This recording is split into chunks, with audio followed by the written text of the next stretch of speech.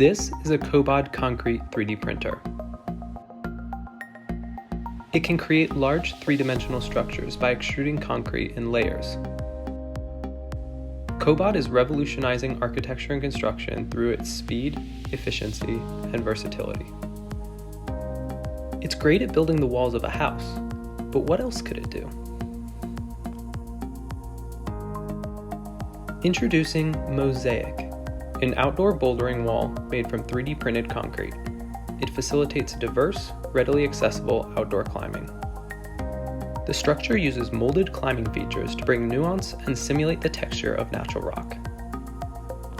Radiant heating maximizes usability during colder weather. Integrated LEDs allow climbers to build their own unique routes.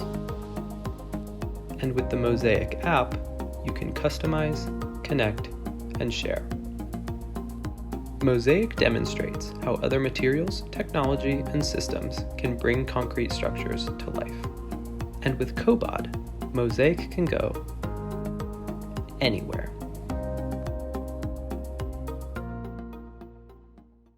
All right, so as you saw in the video, this is the Mosaic Bouldering Wall made primarily from 3D printed concrete with the Cobod printer. But before I dive into the details of the project, I'd first like to share a little background.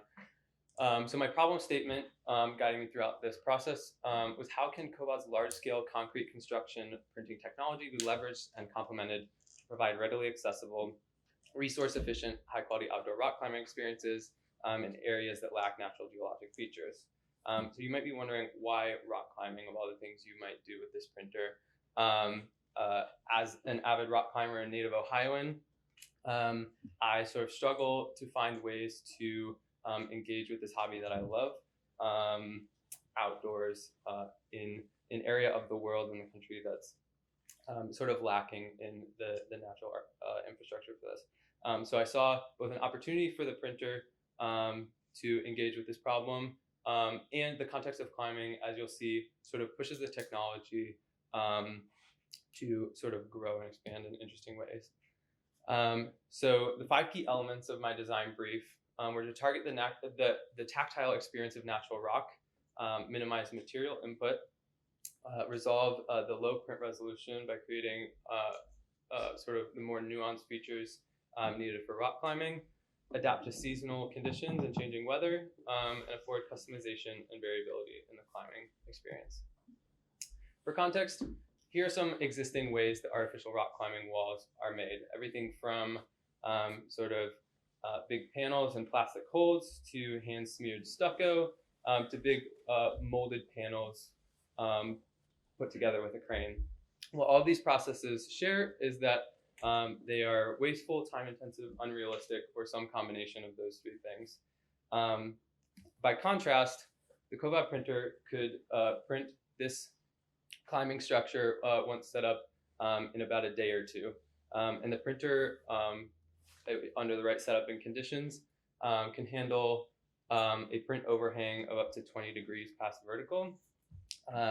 So the only piece that would sort of need additional support is that horizontal cave area, which would also be internally structurally reinforced to ensure strength after it is printed. On the tall side, the wall is about 15 feet in height, which is the maximum recommended safe height for bouldering without a rope. And to add some variability and choice, the other side is shorter at about 12 feet. And the pad is 16 inches thick to line with sort of bouldering safety standards. On the same note, there's an 8-foot clearance around the closest point of the wall, also sort of a bouldering venue safety standard. And the structure features a set of bench seating to support comfort and sitting in between climbing. So the structure was very intricately and thoughtfully designed to incorporate sort of a full range of climbing experiences and conditions. So a few examples, this area of the wall is what's known as slab, where the wall is vertical or even slightly less steep. This is called a chimney, where there are opposing faces, which lends to some unique climbing and body positioning. And the tall wall features a more moderately challenging overhang of up to 20 degrees. And finally, the most sort of challenging area of the wall to climb is this cave horizontal section. So sort of a key reference point in my design process was our very own Scioto Audubon Metro Park outdoor climbing wall in Columbus, Ohio, which is one of the largest of its kind in the country. So I got to go down there and talk to some climbers and sort of analyze their experience. And one theme that really came out in my interviews was that while people loved climbing outside there, that was sort of dependent on weather and seasonal conditions. So for example, this climber, Jake, said that he's sort of forced to invest in a membership to an indoor climbing gym when the weather gets colder. So I wanted to see how technology might be able to maximize usability in these changing conditions. My concept for doing so revolves around radiant heating tubes circulating warmth throughout the concrete embedded in the material. But I knew this would not be, this would sort of all be for naught if it didn't change people's perceptions about going out and climbing in different weather.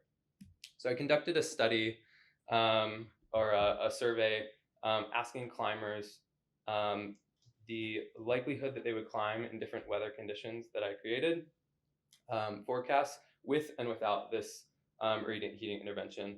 And the results indicated that the intervention actually dramatically increased their likelihood to climb, especially in these colder temperatures.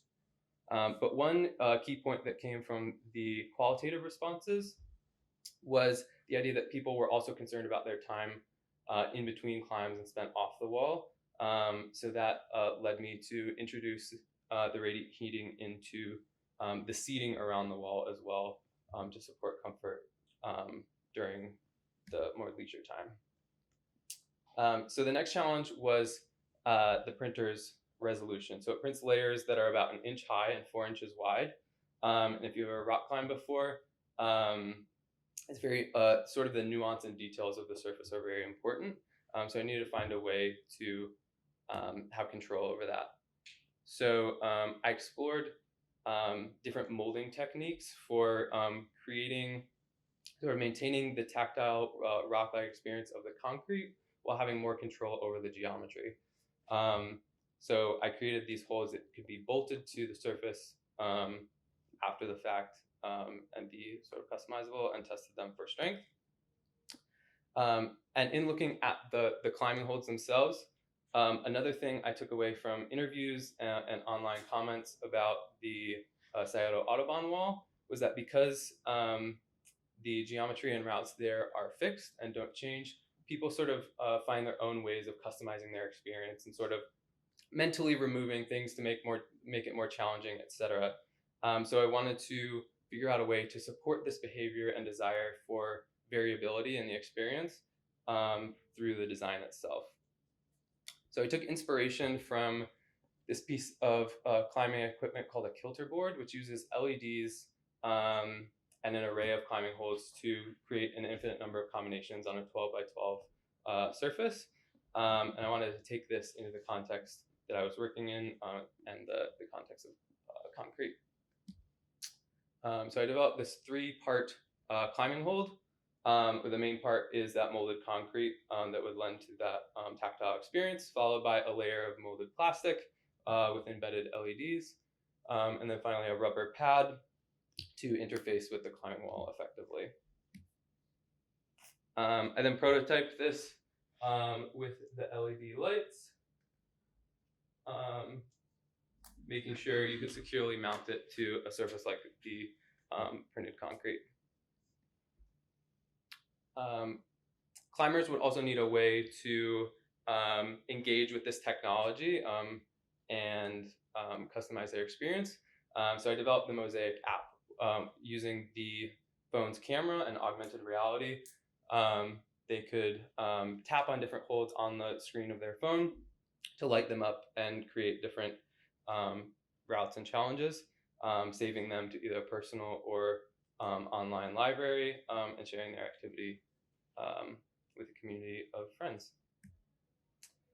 So the impacts of this project are twofold. On the world of climbing, it offers a scalable solution for convenient and accessible outdoor climbing, and sort of better simulates the tactile experience of climbing rather than plastic and other materials you find in a gym, etc. It provides endless diversity in a small form factor, and encourages a new aspect of creativity in the climbing experience.